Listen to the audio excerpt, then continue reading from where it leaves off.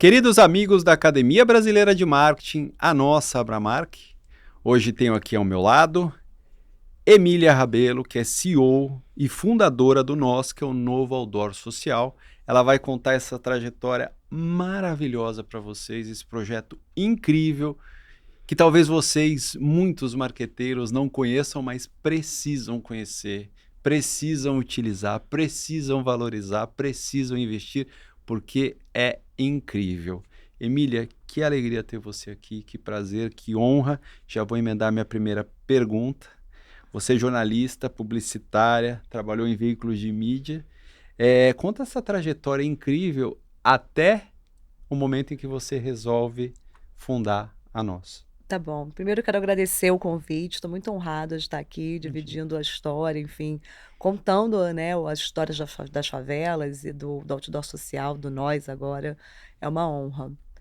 Bom, tudo começou, né, podemos dizer assim, eu sou uma jornalista, filha de uma socióloga e de um jornalista empreendedor, e eu acredito que esse drive, essa vontade de mudar, de empreender e de fazer alguma coisa que fizesse resultado, né, na sociedade como um todo, eu já cresci dentro desse métier e dentro dessa filosofia de vida.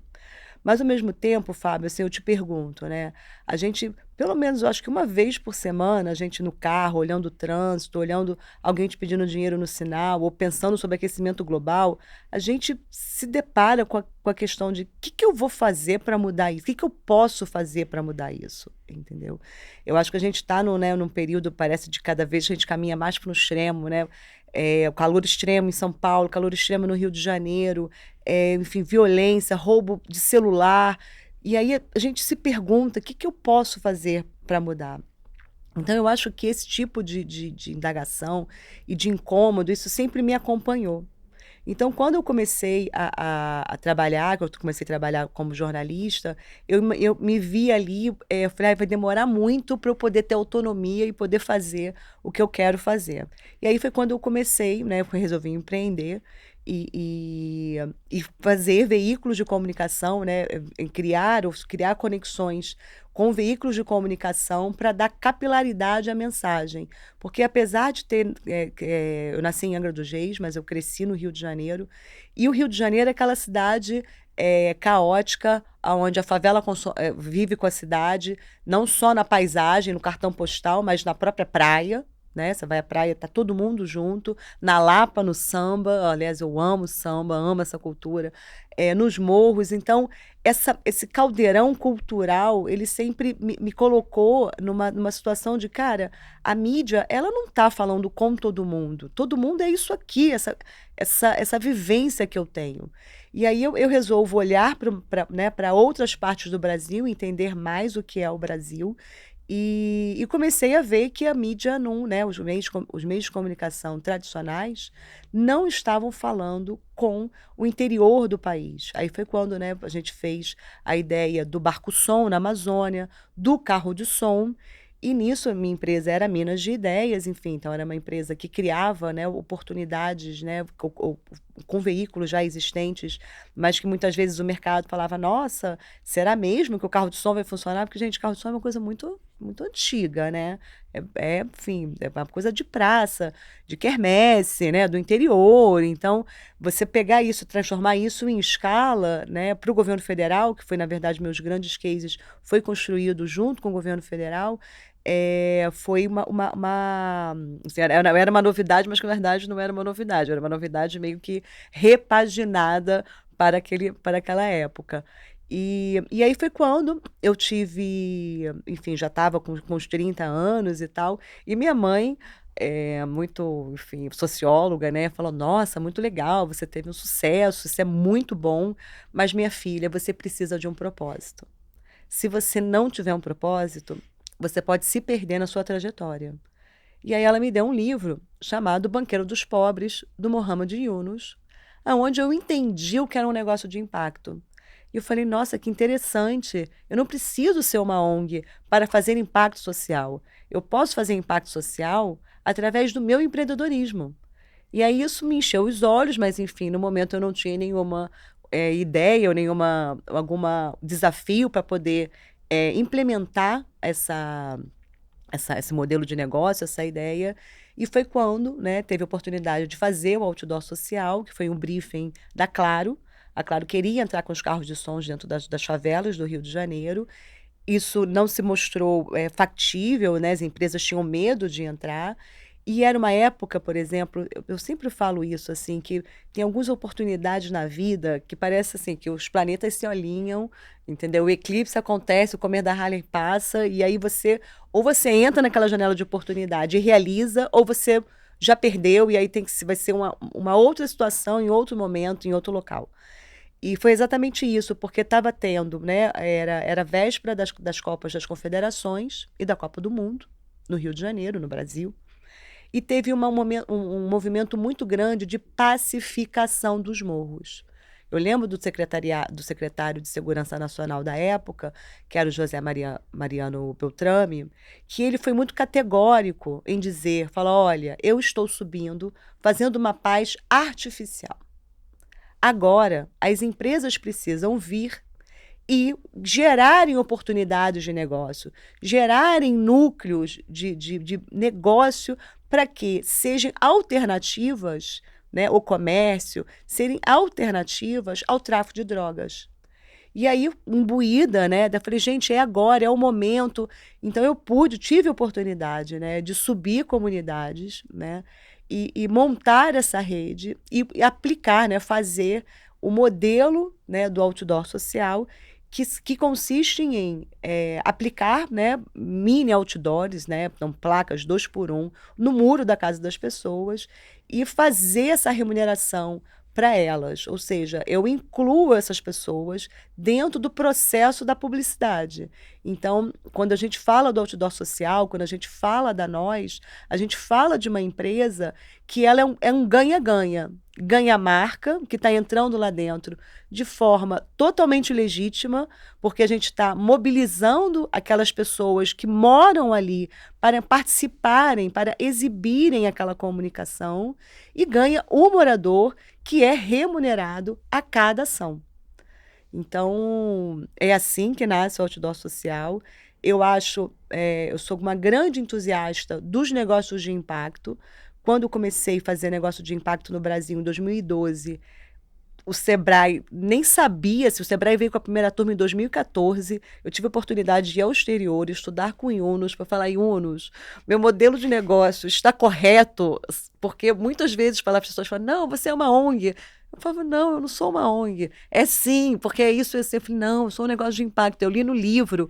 Mas o livro, enfim, é muito ruim você não ter como dialogar. Hoje, cara, você entra no YouTube, você tem muito mais artifícios para conseguir validar se a tua ideia, se você está dentro do modelo de negócio ou não está. Mas em 2012 ainda, né, eu acho que a internet era um pouco mato ainda estava, né, começando essa avalanche que foi de informação e de conteúdos, né? Essa proliferação de conteúdos que a gente tem hoje. Então, eu tive a oportunidade, graças a Deus, de ir. Foi um curso em Utrecht, que é uma cidade muito pequena, na Holanda, do lado de Amsterdã, e foram 3 dias, entendeu? De imersão com ele, entendeu? Que eu acho que acredito hoje ele está bem mais velho. Nem sei se ele está com saúde suficiente para ainda fazer esse tipo de doutrinamento, ou de ensinamento, né? E foi demais, assim. Então, é essa a história, assim, de maneira em geral. Agora, em termos práticos, você é uma completa maluca, né? Porque tenta pegar esse desafio da Claro e colocar em prática, né? Você tem que entrar na favela, você tem que fazer uma série de negociações e concessões. A gente não está falando de uma favela, a gente está falando de dezenas de milhares de favelas. Sim. E aí depois você já tinha, claro, mas obviamente você tinha que bater na porta de outras agências, de outras marcas para vender, para que isso obviamente fosse sustentável. Sim. Como é que foi em termos práticos montar essa loucura? Obviamente, 10 anos depois, é mais fácil ter essa visão lógica desse processo, mas como é que foi desbravar esse mundo?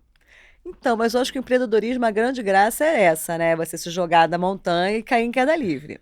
E sentir, sabe, o frio na barriga, Eu acho que o frio na barriga é o que move o. E você fica meio cego ali. Você tem uma meta, o cara, nossa, isso aqui é ótimo. A Claro comprou. Então vamos fazer como? Então, agora eu tenho que entregar. E aí, como é que eu entrego? Aí você começa a treinar as pessoas, começa a organizar as pessoas e tem os desafios. Então, meio que você vai passando por isso e não tá. Como se eu estivesse inebriada mesmo pelo desafio, e você vai seguindo e vai entregando e vai entregando. Então não tem muito essa coisa, será? Porque se você pensa duas vezes, você fala, ai, não, deixa pra lá, entendeu? E deixa para uma outra alternativa. Então, assim, a gente primeiro fez a Claro foi um projeto grande, foi um projeto de 6 meses. Então, com esse projeto de 6 meses, tive a oportunidade de modelar o negócio. Então, entendeu que deu errado, que muitas coisas deram errado, muito mais coisas deram errado do que deram certo, obviamente.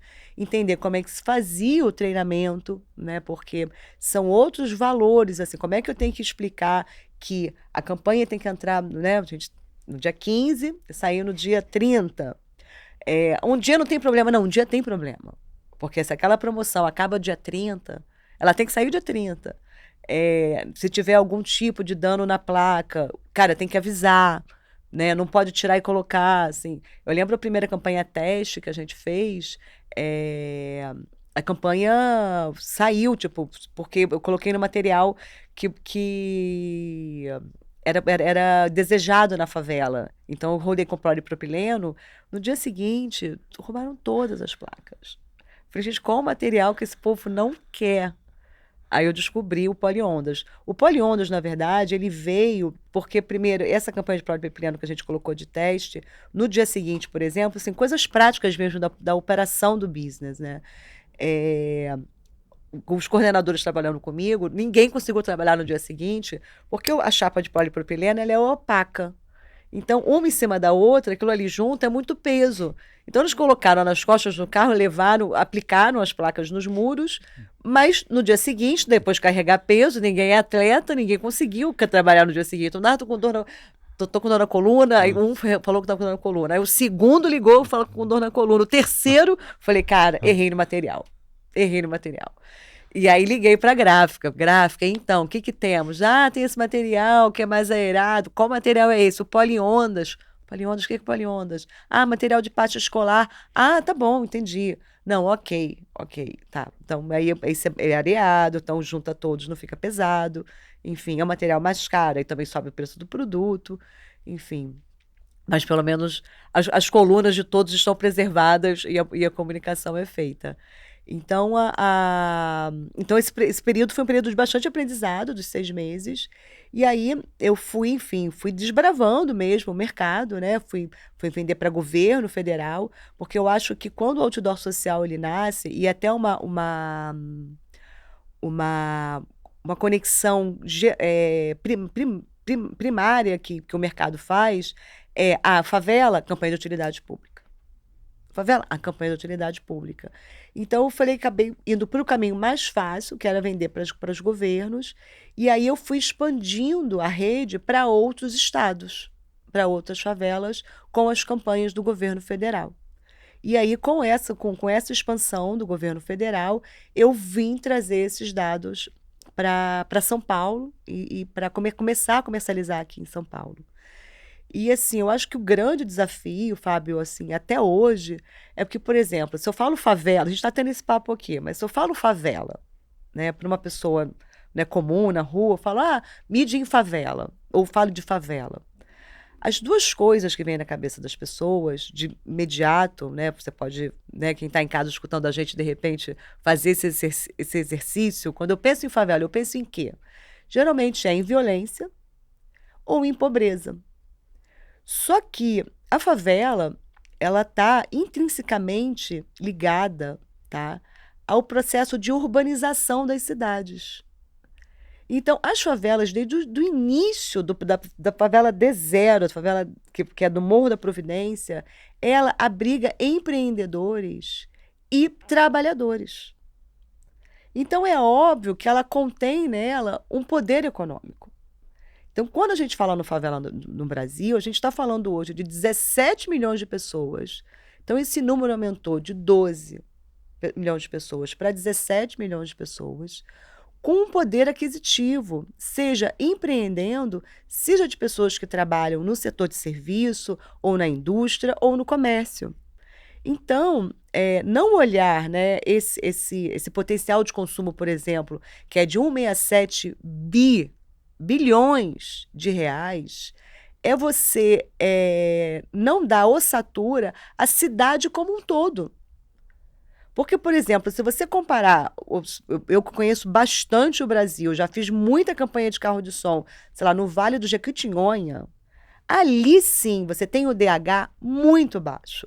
Né? Você tem que fazer campanha de Bolsa Família, você tem que, né, contra a fome, você tem que dar acessibilidade. Ou se você vai, por exemplo, no interior do Piauí, onde muitos agricultores ainda sofrem com a seca. Se você vai para uma população ribeirinha, por exemplo, no interior da região amazônica.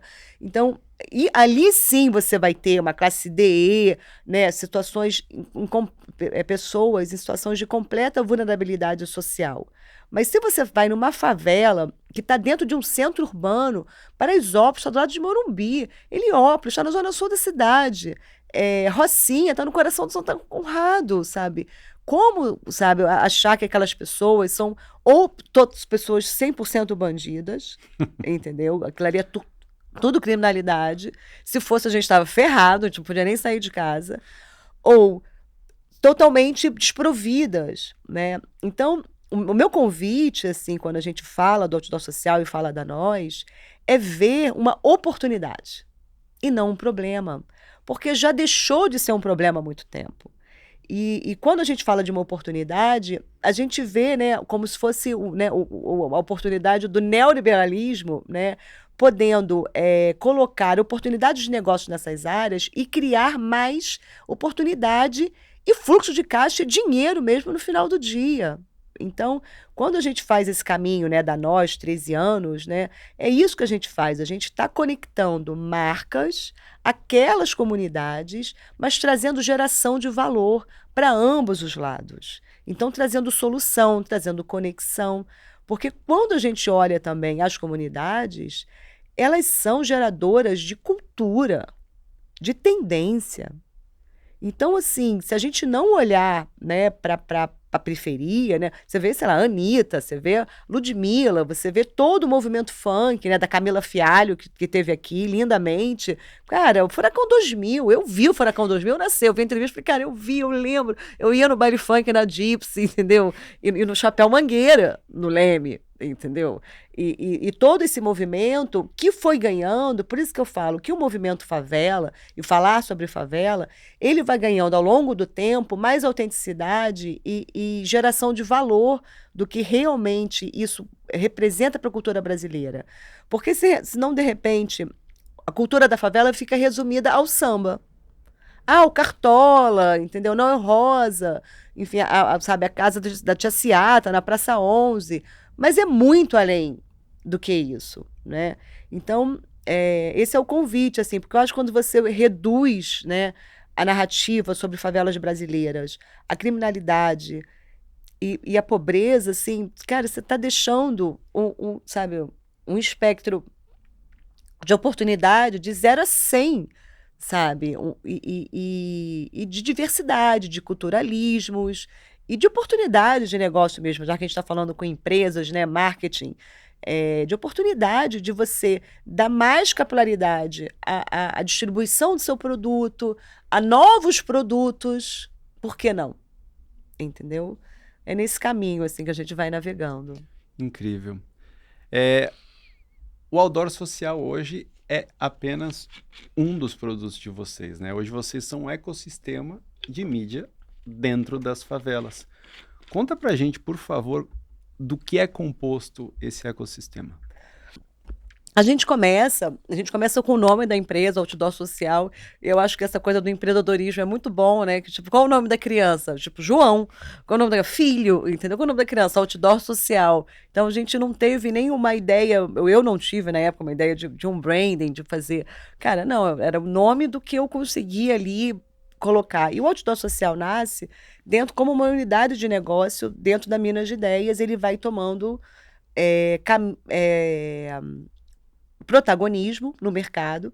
E eu começo a entender que o mercado que realmente quer comprar as favelas, né? Que quanto mais coisa que eu levava e mais dado, o mercado falava, sim, eu quero. Então, uma das coisas que eu logo comecei de início foi o grafite, porque eu sou apaixonada por street art, sou apaixonada por arte de rua. Toda vez que eu viajo, eu faço tour de grafite, conheço os grafiteiros e sigo. Então, era uma coisa que eu queria colocar, eu sempre acreditei né, em murais patrocinados por marcas, né, que falassem sobre aquela mensagem da marca. E aí a gente foi caminhando para o online, né? Então, a gente vem hoje, né, instalando painéis digitais dentro das favelas, então é o DOH da favela, e isso é muito importante, porque a gente tem conectado, né, esse last mile da compra com as marcas, porque se você pegar, por exemplo, os dados, você tem mais de 270 mil comércios dentro das comunidades, que são mercadinhos, farmácias, restaurantes, ou seja, pontos finais de contato que a marca pode estar falando com aquele consumidor. E recentemente a gente, enfim, estreou, né, fez uma parceria, uma JV com a Pinion, que é uma empresa de tecnologia, onde a gente colocou a nossa audiência dentro de uma plataforma para fazer engajamento online da nossa audiência. Então, eu consigo mandar posts para minha audiência postar no Facebook e no Instagram. É, é incrível. Mas tudo isso, né, a gente vem fazendo através de remuneração. E, obviamente, né, como não, tem a nossa área de creator, que são creators de comunidade, que estão dentro de um casting e que a gente também consegue fazer essa jornada, né, do on e do off, trazendo essa narrativa do protagonismo da própria favela. E quando a gente vai olhar para isso, né, o grafiteiro é super importante, o videomaker é super importante e o creator, né, que vai dar voz, que vai dar, né, movimento a essa mensagem, ele é super importante também dentro desse planejamento, né, 360 que a gente consegue hoje prover para as marcas. E é incrível, né? Porque além disso tudo, ainda tem informação, ainda tem pesquisa, ainda tem dados. Vocês têm o tracking das favelas, que analisa 10 categorias das marcas que são mais relevantes para essas pessoas, para quem é um morador, para quem reside numa favela. E vocês têm esse tracking mensal, inclusive, que nem estava me falando, que fica mais legal ainda. Quais são os principais insights que vocês tiram desse estudo que vocês têm feito? Então, assim, o tracking ele veio realmente de um anseio, né, de mostrar para o mercado, quando a gente fala que a gente está construindo ainda, né, essa ossatura, evidenciando essa ossatura do consumo das favelas, o tracking veio para coroar esse processo, porque ainda para muita gente a favela tem um consumo aspiracional. Ah, eu gostaria muito de comprar aquela marca, mas eu não tenho dinheiro, eu comprar essa marca aqui. Ah, eu gostaria de comprar aquela marca, mas não tenho dinheiro, mas comprar essa marca aqui. E eu que ando bastante de favela e sei, conheço e converso, falo, gente, não. Tá lá dentro. Se você entrar dentro de um mercado, eu faço um convite para a gente conhecer Heliópolis, Paraisópolis, alguma que seja mais perto de você. Você vai ao supermercado, você vai na farmácia, você vê todas as marcas lá. A indústria inteira ali. E a indústria, ela não é estúpida de estar, né, distribuindo um produto aonde não chega. Então, às vezes, me dá uma sensação que o trade marketing não está falando com o marketing, entendeu? Porque fala, o cara distribui lá, faz a logística para ele chegar lá. Mas não chega a propaganda, mas não chega o coisa do né, o incentivo para o consumo. Então, a gente, desde 2017, a gente veio fazendo pesquisas preditivas, e aí, ano passado, a gente decidiu fazer uma pesquisa recorrente para que a gente não só mostrasse as marcas que estavam sendo consumidas, que estavam sendo lembradas, qual era o NPS de cada marca, e também qual era a flutuação daquele consumo dentro daquela marca. Porque é óbvio, dentro de um mercado potencial de consumo de 1,7 bi, aquela população, aquele target, ele tem o poder de consumo para falar, eu vou comprar essa A em vez de comprar a B. Então, a gente mostrar para as marcas que tem, por exemplo, espaço para novos entrantes, né? No setor de alimentos acontece muito isso, né? Nestlé, Sadia e Perdigão são as três, né, que estão em maior profusão e maior procura. Só que tem espaço, como é setor de alimento, e alimento varia bastante o preço, ele tem um espaço grande para novas marcas entrantes. E quem decide esse consumo é a mulher. Então, são dicas, né, são dados relevantes para quem está, né, no seu escritório fazendo a sua estratégia de para quem que eu vou direcionar, quem é, se eu sou uma marca nova, por exemplo, de hambúrguer, ou de carne, ou de massa, para quem que eu vou olhar, né, qual é o público-alvo que eu preciso falar, e qual é a estratégia que eu vou utilizar para conseguir ter sucesso e vender mais na gôndola daquela favela ou da favela daquela capital. Então, eu vejo o tracking como uma ferramenta assim, primordial para CMO dar mais capilaridade aos seus produtos de maneira completamente autêntica, porque ali a gente traz também muito a informação de como aquele consumidor se relaciona com aquela marca, ou seja, se ele enxerga diversidade naquela marca, se aquela marca é fácil de encontrar. Porque o que adianta também uma campanha de marketing maravilhosa se você chega na gôndola e não tem? Não adianta nada, né? Gastou dinheiro à toa. Sim. Se consegue entender os atributos daquela marca, se coloca diversidade, já falei, se respeita o meio ambiente. Eu acho que essa questão sobre, né, aquecimento global, ser sustentável ou não, é uma temática que está transversal na sociedade. Então, também se aqueles atributos colocados naquela propaganda, se aquela mensagem está passando. Então, um material muito rico, assim, toda vez que vem os novos dados, deixa eu ver, e subiu, por exemplo, Netflix subiu em dezembro, colocando outros para trás. Agora, se eles vão estar daqui a 3 meses ainda no auge, não sei. Aí tem que ver, tipo, eu não estou dentro do Netflix para entender se teve alguma campanha de marketing, se eles fizeram alguma campanha de assinatura, enfim. Mas eu sei que eles subiram de compra, não foi de percepção de marca, foi de assinatura, tipo. Então, acho que é por aí assim que a gente tenta trazer esses dados para que o mercado consiga navegar, né, por esse target, porque eu tenho falado muito isso, né, que favela não é nicho, favela é target. Então, quanto mais informação sobre esse target, mais estratégias claras e objetivas e certeiras as marcas vão ter, mais esse consumidor vai ser atingido e vai conseguir ter acesso a novos produtos com mais eficiência, com melhores preços e com mais relação. Dentro desse ecossistema inteiro aí gigantesco de mais de 10 mil favelas, qual é a penetração que nós conseguem ter dentro desse universo? Em quantos desses lugares vocês conseguem estar presente com outdoor e com as outras soluções de vocês? Com o outdoor social, a gente tem uma penetração 100%. A gente está Nossa, em 100%, não só das favelas, mas das periferias brasileiras. sim.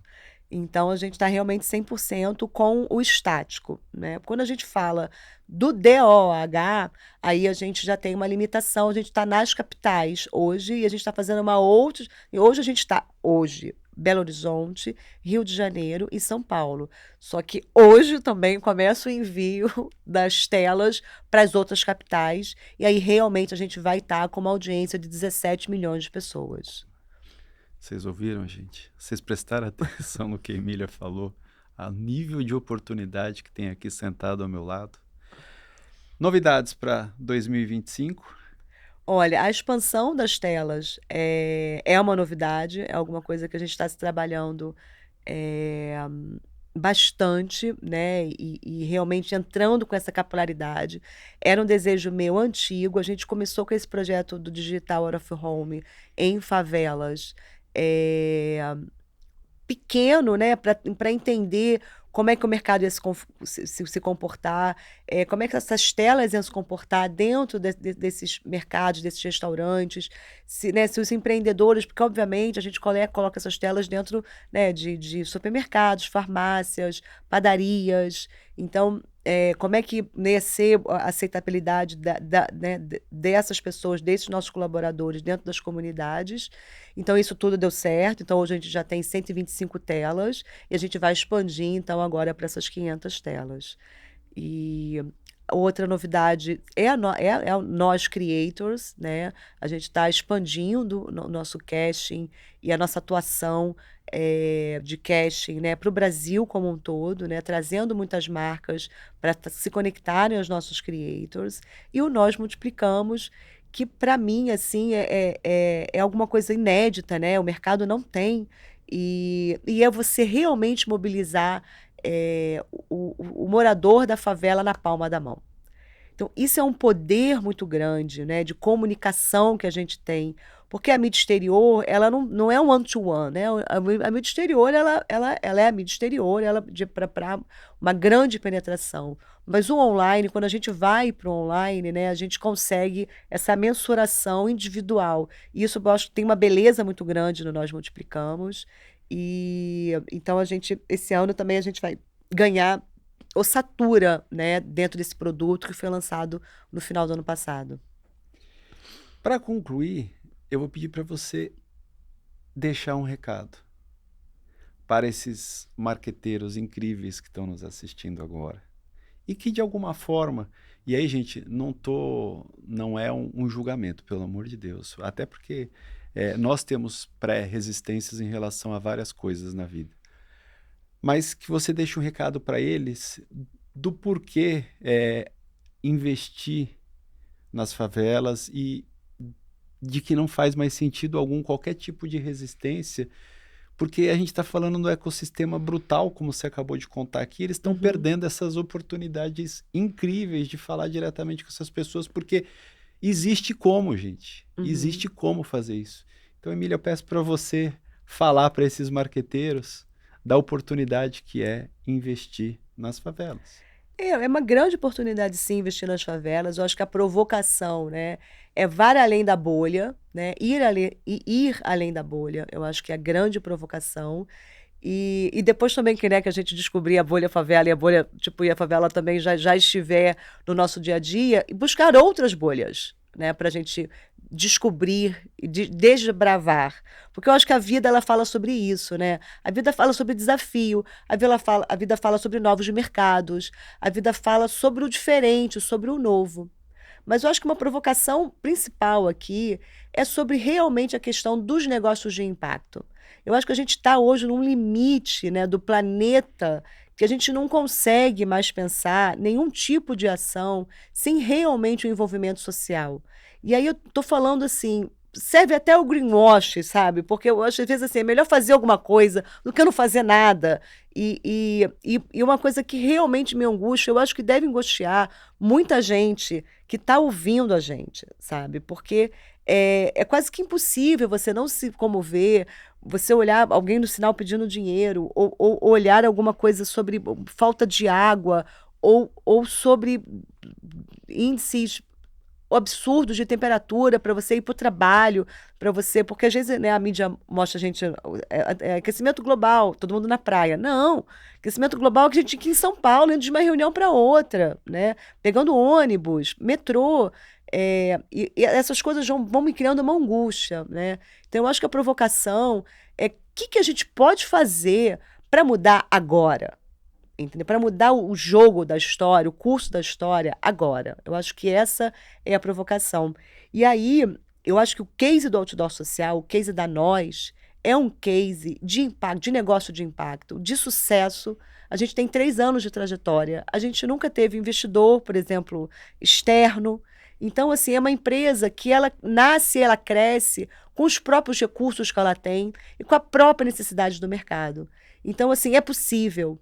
Entendeu? Então, eu acho que essa provocação vamos pensar, né, ações sociais com entrega de marketing. Eu acho que essa é a grande beleza que a gente pode entregar, né, para o ano de 2025, para o ano de 2026, e pensar e cada vez se aprofundar mais. Incrível. Emília Rabelo, da quebrada para o mundo. Que alegria, que honra, que prazer, que felicidade ter você aqui com a gente, com essa aula.